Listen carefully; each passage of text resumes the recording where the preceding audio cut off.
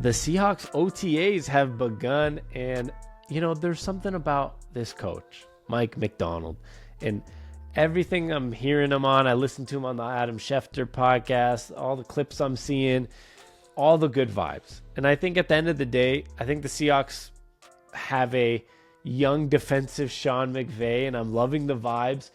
And George, the one thing about him that I'm really loving here is that despite not being Pete Carroll, and it's, a different era, I still feel like a really good positive vibe out of this guy. And I'm loving everything I'm hearing and seeing so far from the new head coach of the Seahawks.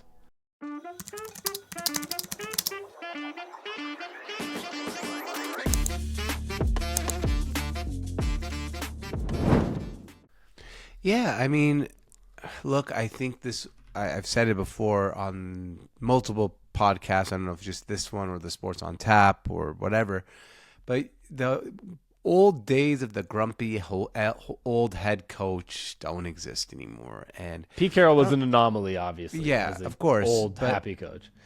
Yeah, old happy coach, but it just doesn't exist anymore. You can't have a guy coming in there when these guys, especially nowadays, are making so many millions of dollars and coming in there and like, you motherfuckers better run or I'm going to kick your ass. Like, this just doesn't work. Like, or like Bill Belichick. I mean, we saw the Tom Brady roast. Oh, you guys are people at, Foxborough High School are better than you. Like, Mike Macdonald's not going to come and be like, Bellevue High School is better than you guys. Like, people are like, fuck off. Like, no, they're not. Yeah. Like, it doesn't work. I make $24 million a year. Stop talking to me like that. Yeah, Bellevue High School is not better than me, and I feel like the coaches and players have become, especially after the Sean McVay thing, have become more. There's still that like respect level, but they're more peers than employees. Yeah, I mean, at the end of the day, if you hear how there's two coaches I'm gonna look at specifically, especially considering the age. Mike Macdonald is 36. There might be a couple players. I don't know if the Seahawks have super old guys right now, but there could be at some point players that are older than him on the roster. Right. At the end of the day, there's two guys that I'm really comparing him to, and maybe a third, but two guys especially is Mike McDaniel, right? It always confuses me. Mike Macdonald is Mike McDaniel for the Dolphins and Sean McVay of the Rams.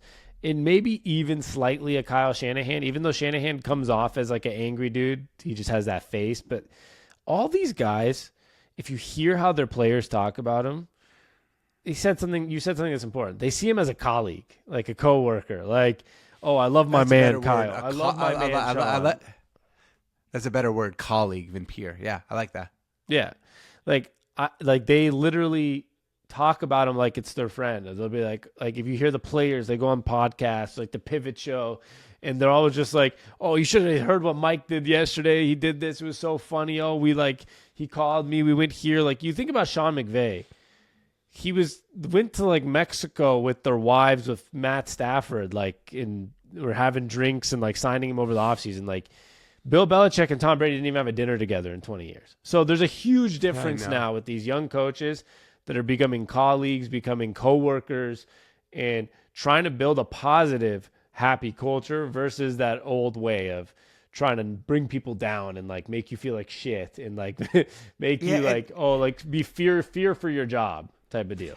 I feel like that's I mean, getting a little off topic of NFL here, but I feel like that's in all industries now, right? Like, I feel like, company culture in general around the whole world has gotten more into like a collaboration with your managers and your superiors and everyone around you, rather than just like, hey, you do your job and you shut the hell up. Like, I just don't think that really exists in this world anymore. And I think football was one of the last places to adjust to that, maybe out of all of them. But I think it has adjusted. I think it's kind of the new norm, for lack of better words. And I think people are always going to be a little more collaborative now in all industries, including football. And I think it's better for the game because, hey, what's better than getting your players' opinions on things, as they're the ones who are actually going to be also, playing? Yeah, I mean, I don't understand.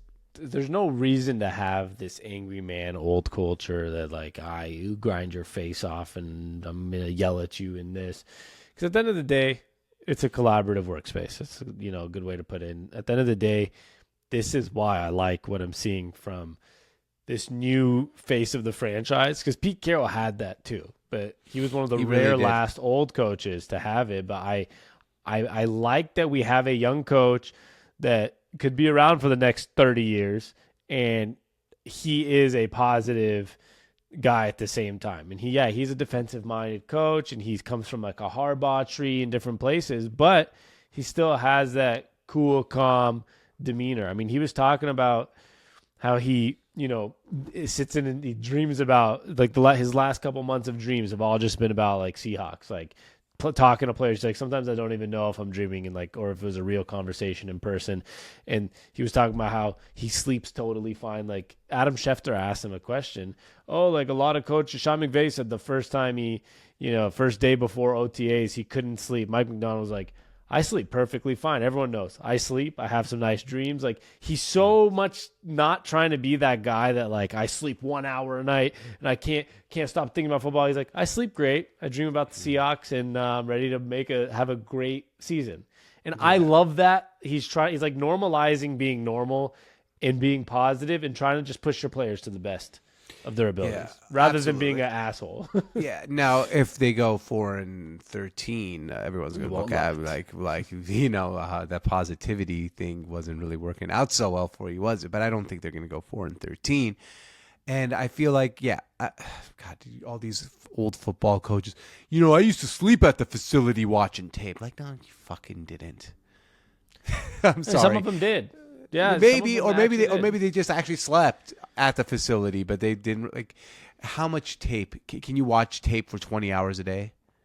You can, yes. I mean, like I think some coaches were like that, like the Bill Belichick's of the world, and some of the extreme people definitely were like that. But I think the whole point is now that people have learned that this is becoming outdated, and like people have learned that it's not healthy and it doesn't breed the best culture potentially, right? So I think, or maybe the best success even.